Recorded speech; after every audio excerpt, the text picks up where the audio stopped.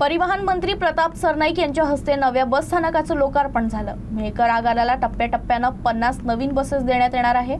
प्रवाशांच्या सुविधाला प्राधान्य देण्याचा निर्धार यावेळी व्यक्त करण्यात आला। 8 कोटी रुपये खर्चून उभारण्यात आलेल्या मेहकर बस स्थानकाच्या नव्या इमारतीचं लोकार्पण प्रताप सरनाईक यांच्या हस्ते करण्यात आलं। कार्यक्रमाच्या अध्यक्षस्थानी केंद्रीय आयुष, आरोग्य आणि कुटुंब कल्याण राज्यमंत्री प्रतापराव जाधव होते। यावेळी आमदार सिद्धार्थ खरात, माजी आमदार संजय रायमुलकर, आमदार ॲडव्होकेट किरण सरनाईक, आमदार धीरज लिंगाडे, ऋषिकेश जाधव, बळीराम मापारी, ओमसिंग राजपूत, माया म्हस्के हे यावेळी उपस्थित होते। आदिवासी पाड्यांपर्यंत एसटी पोहोचवण्याचं उद्दिष्ट असून आतापर्यंत 7,000 नवीन बसेस खरेदी करण्यात आल्या आहेत। तिसऱ्या टप्प्यात आणखी 5,000 बसेस ताफ्यात दाखल होणार आहेत। मेहकर आगाराच्या दुरुस्ती आणि बांधकामासाठी 14 कोटी रुपयांचा प्रस्ताव शासनाकडे पाठवण्यात आलाय। तो आगामी अर्थसंकल्पात समाविष्ट केला जाईल, अशी माहिती देखील यावेळी देण्यात आली। अकोला मध्यवर्ती बसस्थानकाच्या स्वच्छता पाहणीनंतर प्रसारमाध्यमांशी संवाद साधण्यात आला। दरम्यान त्यांनी यापूर्वी बसस्थानकावरील शौचालयांसाठी शुल्क आकारलं जात असल्याची माहिती दिली।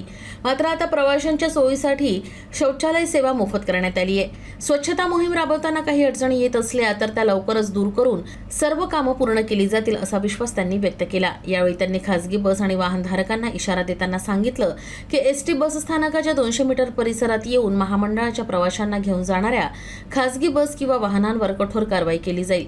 अशा प्रकरणांमध्ये गुन्हे दाखल करण्याची प्रक्रिया राबवण्यात येणार आहे। त्यासाठी IPS दर्जाच्या अधिकाऱ्यांच्या नेतृत्वातील विशेष पथकाचे नियोजन करण्यात आलंय।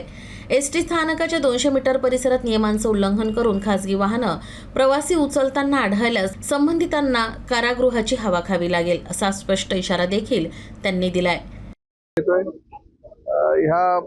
साधारणतः 1982 साली हे बस स्थानक बांधण्यात आलेलं आहे आणि PPP तत्वावर त्याची पुनर्बांधणी करण्याचा निर्णय सरकारनं घेतलेला आहे आणि लवकरात लवकर त्या PPP तत्वावरच्या बांधकामाचा शुभारंभही आम्ही करण्याचा प्रयत्न करतोय। 15 कोटी रुपयाचा खर्च जो आहे तो आम्ही या ठिकाणी जे आगार आहे त्या ठिकाणी खर्च करतोय आणि त्याचं विविध प्रक्रिया आता अंतिम टप्प्यात आहे। 1 ते 2 महिन्यामध्ये काही कामाला आम्ही सुरुवात करू। प्रामुख्याने फार वर्दळीचं हे स्थानक असल्या कारणानं जास्तीत जास्त सुविधा राज्य शासनाच्या माध्यमातून आणि एसटी महामंडळाच्या माध्यमातून देण्याचा आमचा प्रयत्न आहे। प्रामुख्याने 1 जूनपासून राज्यातील सर्व एसटी स्थानकं जी आहे ती स्वच्छतेची मोहीम आम्ही हाती घेतलेली आणि दिवसातून किमान 4 ते 5 वेळा पूर्ण बस स्थानक स्वच्छ करण्याचा निर्णय झालेला आहे। त्या माध्यमातून आपण बघताय की साफसफाई चालू आहे। जे आमचे शौचालय होते जे पूर्वी पैसे द्यावे लागत होते जनतेला, परंतु आता त्या ठिकाणी मोफत आम्ही प्रसाधनगृहाची सुविधा दिलेली आहे। त्यामुळे ती सुद्धा योग्य प्रकारे चालतं की नाही याची माहिती मी घेतोय।